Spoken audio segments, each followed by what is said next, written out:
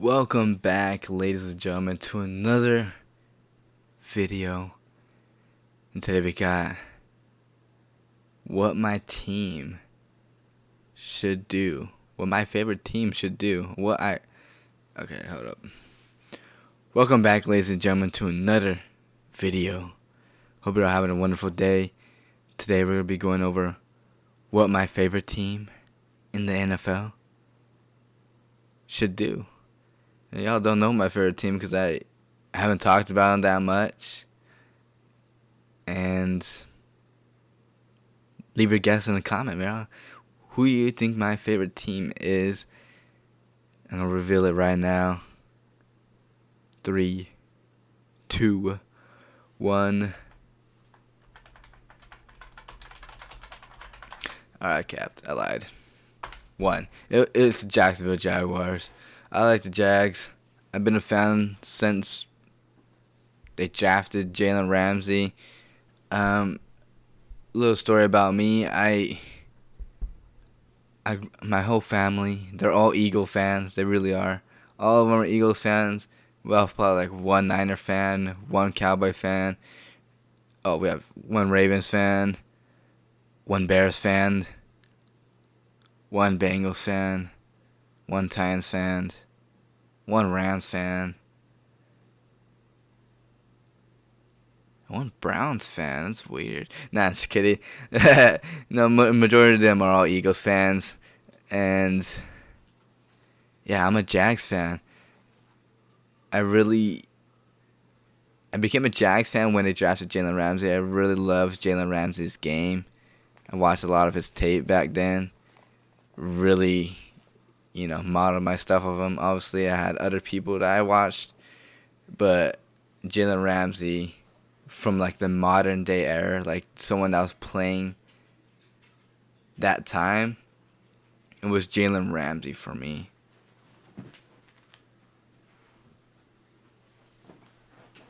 Like when he got traded, I was pretty sad. I really was, but it was something that was inevitable because of the situation, what was happening and how the team was being built. But now, I like where things are going. They drafted right. I mean, you could argue Trayvon Walker versus Hutchinson and, a couple other things, but they got the right head coach at least. They got the right head coach. They got Trevor Lawrence, can't forget about him. And they got Calvin Ridley, man. Very big surprise trade at the deadline. Forgot about Calvin Ridley as well. But yeah. So I like where the team's heading out. I mean, I think every Jaguars fan is very excited for this upcoming season.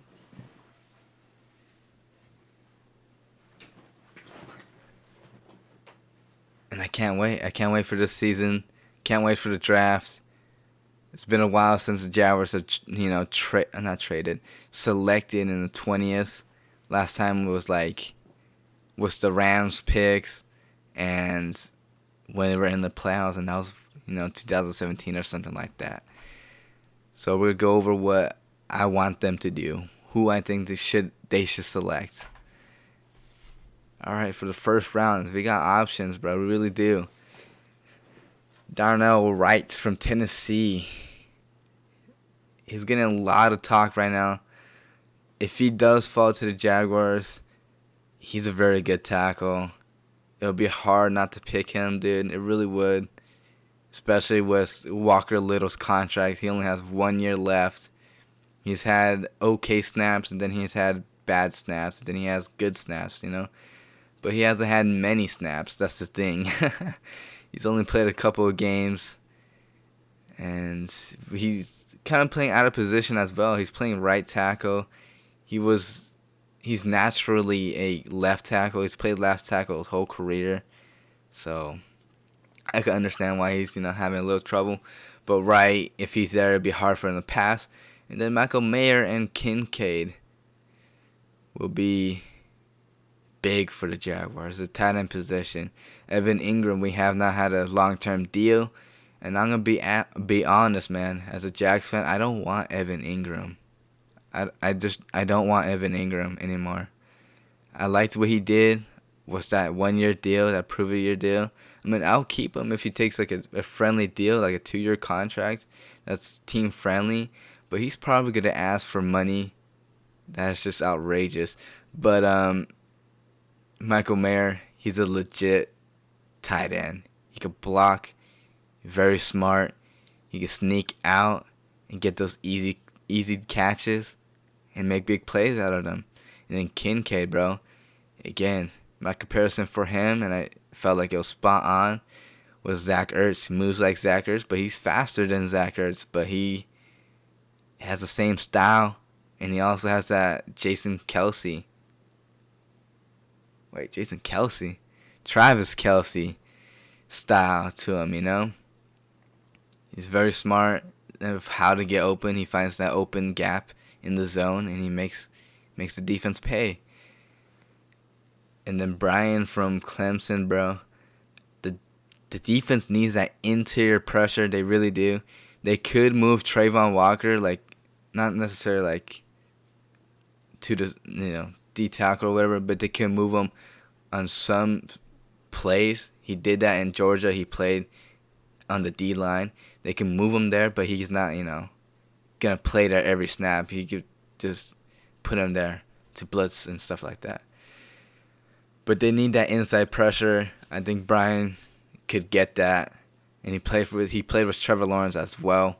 And then the obvious one, the top corner available if one of the corners falls, which is very unlikely. I mean, what's his name? Cam Smith might be there, but all the other guys are probably not going to be there. But, you could dream. Like, I mean, you can never say never as well. But, yeah, hopefully one of the corners does fall. But we'll see. And then the last one, select the best player available that could have the most impact on your team. And then we're going to go over what I would select. And I'm going to select Michael Mayer. That's what I would truly, personally, if Michael Mayer's on that board, I'm selecting him. He impacts the run game, and he would be he's like a Gronk.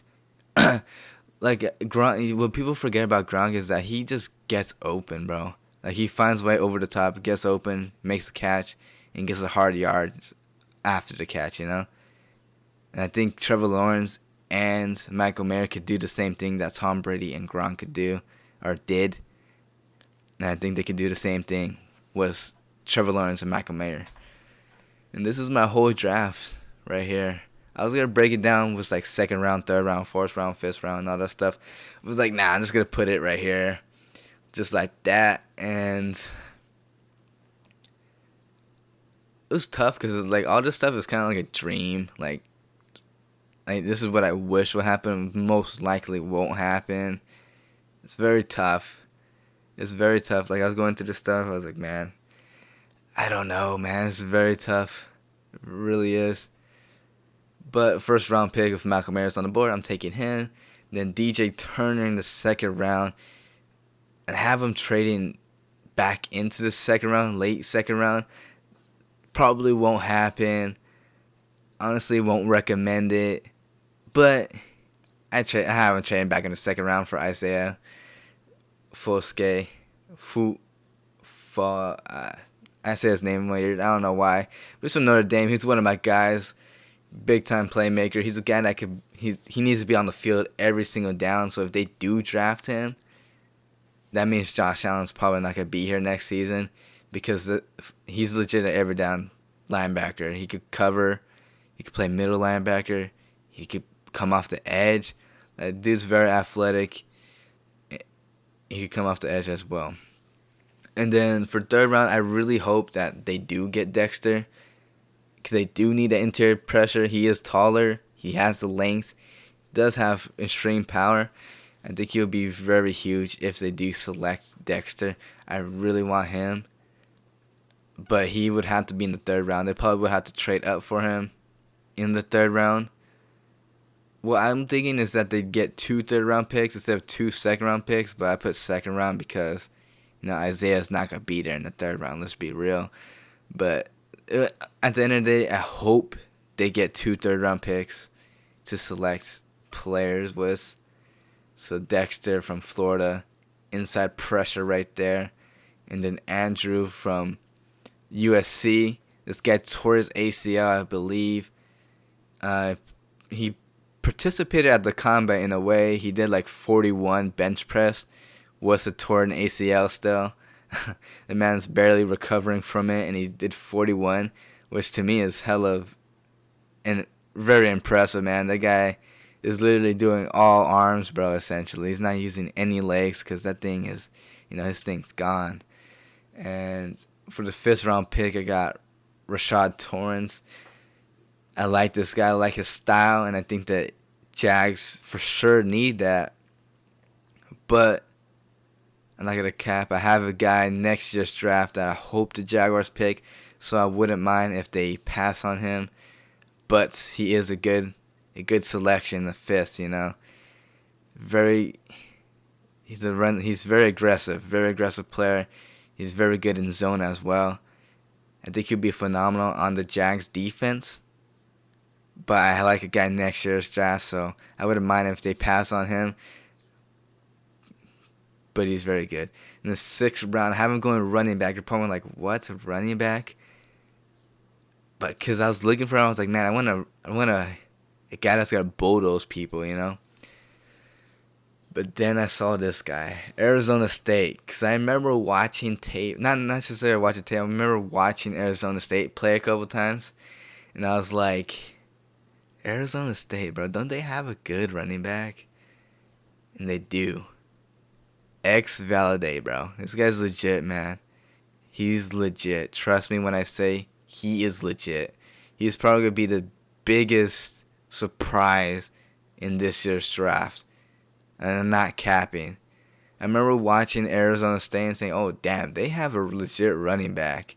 I'm like, I wonder if that guy's like one of the top, prospects coming out at the receiver and the running back position. And guess what? He's not. He is not. His speed is legit. He has legit ball vision. He makes people miss. And he could go right through you. He's a taller back. He's 6 foot. That could be a negative at the same time because you don't really see that many 6 foot running backs. But he can move. He can move around people. He has great ball vision. That's what you really need in running backs. If you look at Miles Sanders, man, the guy has all the talent in the world. But he just doesn't see the hole, man. He just doesn't. So, yeah. X-Valade has a fun name to say. Has a fun name to say as well. He's legit, man. He's legit. I want the Jags to say. Last year, I wanted the Jags to pick Damian Harris. I wanted them to trade up for Damian. That's a Damian Harris. Damian Pierce. I wanted them to trade up for Damian Pierce because I knew Damian Pierce was going to be a hell of a beast. And I thought Damian Pierce and Travis Etienne would be a phenomenal duo. And boy, they probably would have, man. So Xavier X-Valade, bro, he's legit, man. I want to see him on the Jags. But I just hope he gets drafted, dude. I really do. He should get drafted. But I hope the Jags pick him. And then round 7, I got E.J. Warner. You got to get another receiver. Can never have too many. Got to have competition. Warner showed, he showed stuff, He's a very tall receiver. Makes plays, jump ball plays. He has IQ, but he can also run routes. He's not that great, but he is a big body guy. So, yeah, I think he never can have too many receivers. Warner, why not? Take a chance on him. So, yeah, that's really it. The fantasy is probably the 2nd round trade up. I don't think they trade up in the 2nd round, but I do want them to have a 2nd, 3rd round pick because they do have a lot of 6 rounders. So you could trade those to get more 3rd round picks. So hopefully y'all enjoy this. This is the stuff I would want the Jaguars to pick. They need to get rid of the 6th round picks. Trade up for better play. Because it's like the Cardinals. We're the opposite of the Cardinals. We have a lot of picks. But we want to trade for the quality of the players, you know. We don't want quantity, we want the quality of the players. So we need to trade early and like not necessarily earlier, but like where we want the players we want. We don't have to wait and see like, oh, okay, we'll take this player. No, we get trade up for guys we want, you know, and those are the guys on this list that I want, you know. I think those guys will be phenomenal players. All those guys are on my list right here. I think we're gonna be phenomenal players in the league. So hopefully they get some of them, you know. DJ Turner is for sure a sleeper. He ran a 4.3 in the combine. Watch his tape, he looked phenomenal. And all these other guys, dude, they should all be phenomenal in the league. Hope you all enjoyed watching. And I'll see you guys for my first round reaction, dude. It's gonna be crazy. Draft happens today. Can't wait. This will be phenomenal. And I'll see y'all later. Peace.